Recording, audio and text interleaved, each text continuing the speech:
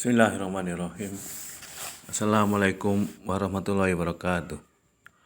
Alhamdulillah wa syukurillah wassalatu wassalamu ala rasulillah wala haula wala quwwata illa billah. Amma ba'du. Saudara-saudaraku yang semoga dirahmati oleh Allah Subhanahu wa ta'ala dimanapun Anda berada. Sebagai orang tua, kita harus memperhatikan pendidikan anak kita.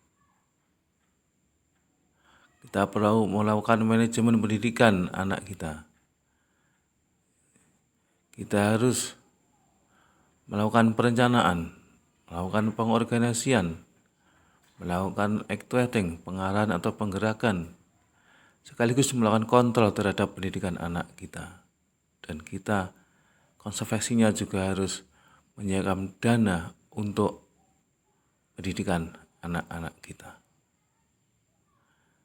Kita juga harus membuat gambaran, membuat perencanaan. Nanti anak kita itu mau kita didik dengan cara apa? Apakah dengan cara homeschooling? Ataukah kita masukkan ke pondok pesantren? Ataukah kita didik di sekolah formal? Ataukah kita gabungkan ketiga-tiganya? Anak kita didik di pesantren, sekaligus di sekolah formal, dan sekaligus juga homeschooling. Maka kita harus memperhatikan juga kemampuan kita, baik kemampuan ilmu kita, kemampuan fisik kita, sekaligus kemampuan ekonomi kita dalam mendidik anak. Karena jerbasuki mawa beo, jika kita ingin bahagia, maka ya harus mengeluarkan biaya. Jika kita ingin anak kita mendapatkan pendidikan yang bagus, maka kita juga harus siap untuk mengeluarkan biaya pendidikan bagi anak-anak kita. Sehingga kita juga harus membuat gambaran atau perencanaan. Nanti anak kita itu selain dididik secara homeschooling, sekolah formal, ataukah di pondok pesantren, ataukah menggabungkan ketiga-tiganya. Dan nanti kita juga harus memperhatikan secara spesialisasi anak kita itu nanti mau menjadi apa. Apakah mau menjadi ahli agama, ataukah mau menjadi insinyur, dokter, ekonom, petani, dan lain sebagainya. Jika memang ingin anak kita menjadi ahli agama, maka fokus pendidikannya adalah pondok pesantren. Kemudian setelah itu lulus dari tingkat SMA, kita masukkan ke Libya ataukah ke Madinah, ke Makkah. Kalau ingin menjadi dokter, ya setelah tingkat SMA kita kuliahkan ke Fakultas Kedokteran. Atau kalau ingin menjadi ekonom dan sebagainya, ya kita kuliahkan sesuai dengan jurusannya. Kalau ingin jadi guru, ya menjadi guru agama ataukah guru agama Islam, kita kuliahkan ke Fakultas Pendidikan atau Fakultas Tarbiyah. Selain itu, saudara-saudaraku yang semoga dirahmati oleh Allah Subhanahu wa ta'ala, hal yang penting harus kita pahami dalam pendidikan anak kita adalah apa tujuan pendidikan itu dan apa pengertian pendidikan.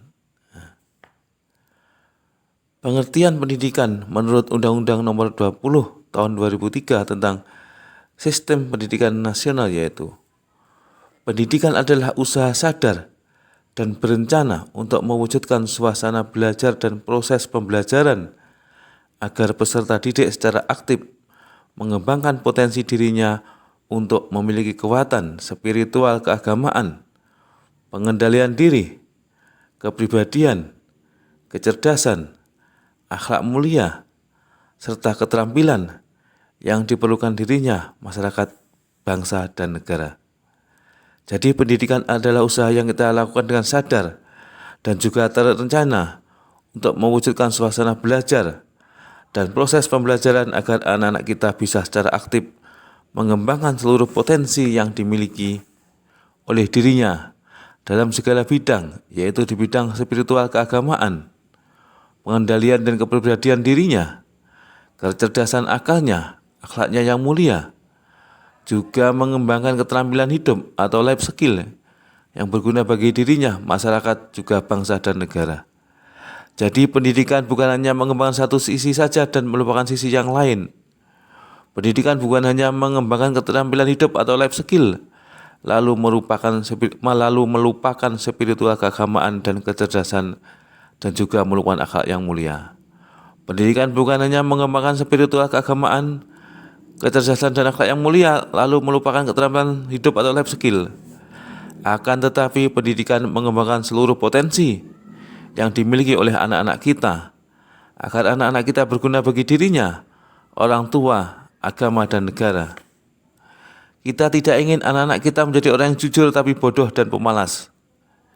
Kita juga tidak ingin anak-anak kita tumbuh menjadi orang yang cerdas dan bekerja keras tapi licik atau culas. Kita ingin anak-anak kita tumbuh menjadi orang yang soleh, cerdas, cermat, kreatif, bekerja keras dan ikhlas, yang berguna bagi orang tua, agama, dan negara.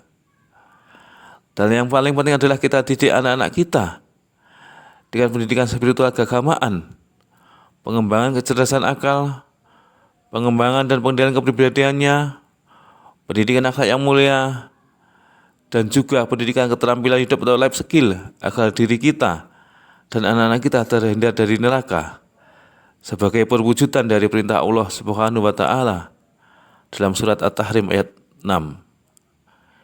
Bismillahirrahmanirrahim. Ya ayyuhalladzina amanu qu anfusakum wa ahlikum nar. Hai orang yang beriman, peliharalah dirimu dan keluargamu dari api neraka. Kemudian juga agar kita meninggalkan anak yang soleh yang akan mendoakan kita setelah kita meninggal dunia. Nabi Muhammad SAW sabda, "Idza mata al-insanu inqata'a anhu amaluhu ila min salasatin, ila min shadaqatin jariyatin, aw ilmin yantafa'u bih, aw waladin sholihin yad'ulah." Jika seorang manusia mati, maka terputuslah darinya amalnya kecuali dari 3 perkara. Dari sedekah jariyah, atau ilmu yang bermanfaat, atau anak yang soleh yang mendoakan orang tuanya. Hadis riwayat Imam Muslim. Demikianlah saudara-saudaraku yang kita bahas pada hari ini.